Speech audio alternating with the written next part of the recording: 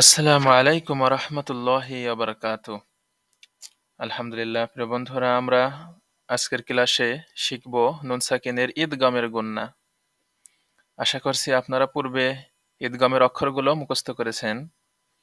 ঈদগামের 6 হরফ ইয়া ওয়া মিম নুন র আর লাম, ইয়া ওয়া মিম নুন র আর লাম। আর ঈদগাম অর্থ হচ্ছে তাসদিদ ধরে মিলিয়ে পড়া। ঈদগাম অর্থ তাসদিদ ধরে মিলিয়ে পড়া। নুন সাকিনের বামে যদি এই 6 হরফ পাওয়া যায়, তাসদিদ থাকার না থাক তাসদিদ ধরে পড়তে হয়। তাসদিদ থাকার না থাক, কোথায় তাসদিদ থাকার না থাক?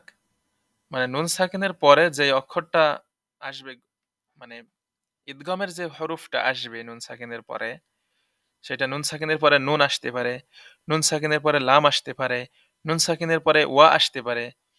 তো তাসদিদ থাকার না থাক, তার মানে ঈদগামের ওই হরফগুলোর উপরে তাসদিদ থাকার না থাক, নুন সাকিনের পরে যদি এই 6 হরফ আসে, তাদের উপরে তাসদিদ থাক আর না থাক, তাসদিদ ধরে পড়তে হয়। এটাই হচ্ছে ঈদগাম। তবে বেশিরভাগ জায়গায় তাসদিদ থাকে, অল্প কিছু জায়গায় তাসদিদ ছাড়া থাকে। তো ওই জায়গাগুলো যদি আমরা মিলিয়ে পড়ি, তাহলে তাসদিদ ধরে মিলিয়ে আমাদেরকে পড়তে হবে। এর পরের লাইনে বলা হচ্ছে ইয়া ওয়াও মিম নুন গুন্না করে পড়তে হয়। ইয়া ওয়াও মিম নুন, এই ইয়া ওয়াটা একটু গুন্না হয়, আর পরে মিম নুন তো গুন্না আছে, গুন্না করে পড়তে হয়। র আর লামটা গুন্না ছাড়া পড়তে হয়, র আর লামে আর কোনো গুন্না হয় না।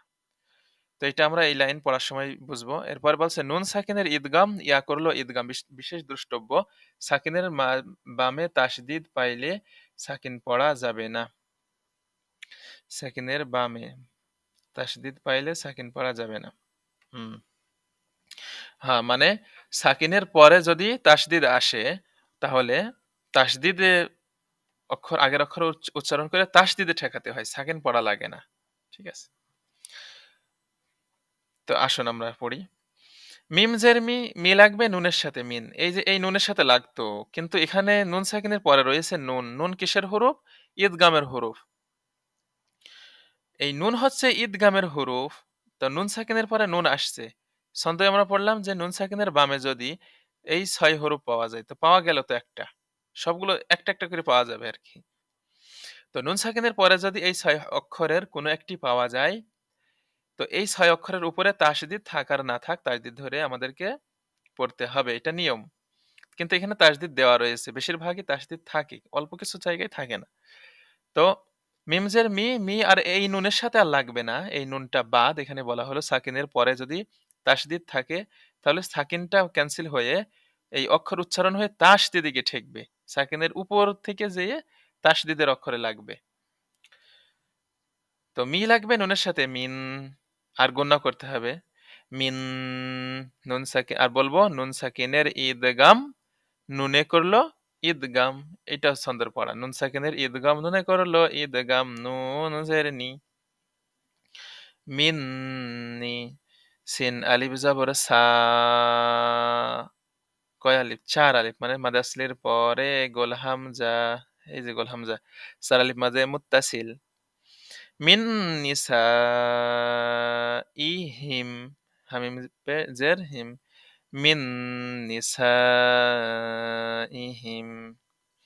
মিম জবর মা, মা লাগবে ইয়ার সাথে মাই, এই যে আমি একটু গুণা করলাম মাই, ইয়া ইয়া ওয়াও মিম নুন গুণা করে পড়তে হয়। এই যে বলতেছি, তো ইয়ার গুণাটা কেমন হয়?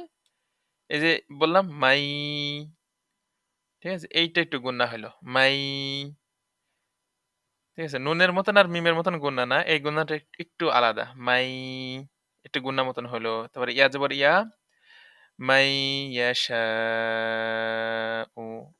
শায় 4 আলিফ, কারণ মাদে আসলের পরে গোল হামজা, 4 আলিফ মাদে মুত্তাসিল, মাই ইয়াশাউ। এরপর নুন জবর না, না লাগে ফার সাথে নাফ, সিন 2 জের সিন, 2 জেরের ভিতরে রয়েছে নুন সাকিন, সিন হতো কিন্তু সিন আর হবে না, নুন সাকিনের পরে রয়েছে ওয়াও। তার মানে তানবিনের মধ্যে যে নুন সাকিন লুকিয়ে থাকে, সেই লুকিয়ে থাকা নুন সাকিনের পরেও যদি নুন সাকিনের যে নিয়মগুলো রয়েছে, কখনো ইকলাব আসবে, কখনো ইজহার আসবে, কখনো ইদগামের হরফ আসবে, আবার ইকফারও হরফ আসবে।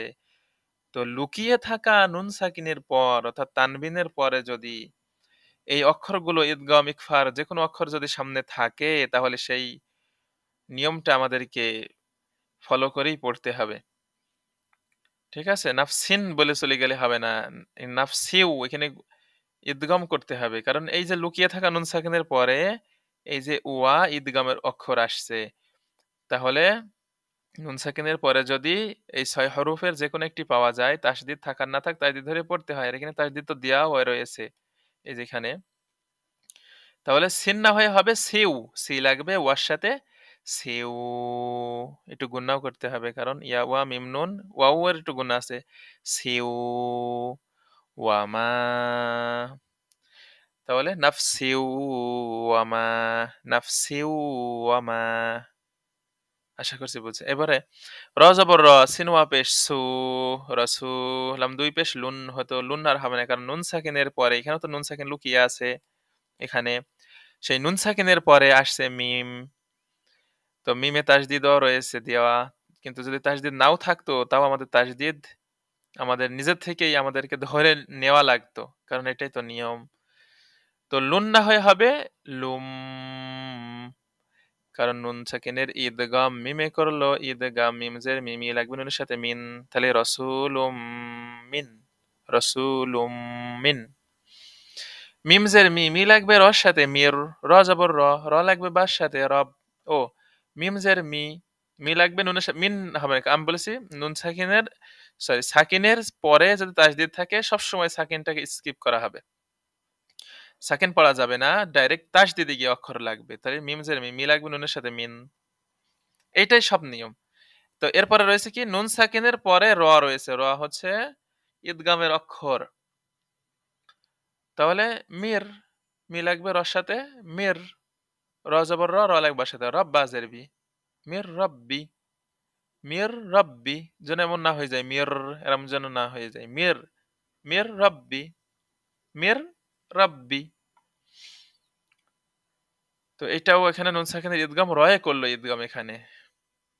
এরপরে কাপ পেশ কু, কু লাগবে লামের সাথে কুল, লাম জব নুন সাকিনের ঈদগাম লামে করলো ঈদগাম কুল, কুল, লাম জবল্লা হা উল্টা পেশ হো, কুল্লাহু, কুল্লাহু। তো নুন সাকিনের ঈদগাম লামে করলো ঈদগাম। আর লামে এই র আর লাম এখানে আর গুণার প্রয়োজন হবে না। যেমন এখানে বললাম মির রব্বি, শেষ মির রব্বি, কোনো এখানে মির বিলের গুণা করার সুযোগ নাই। কুল্লাহু, কুল এইভাবে গুণা করার সুযোগ নাই, কুল্লাহু শেষ। আবার দেখুন এখানে, এখান থেকে আমরা বললাম মিন নিসাইহিম মাইয়াশাউ, এগুলো পড়ার সৌন্দর্য বৃদ্ধি করে। এই যে মাইয়াশাউ,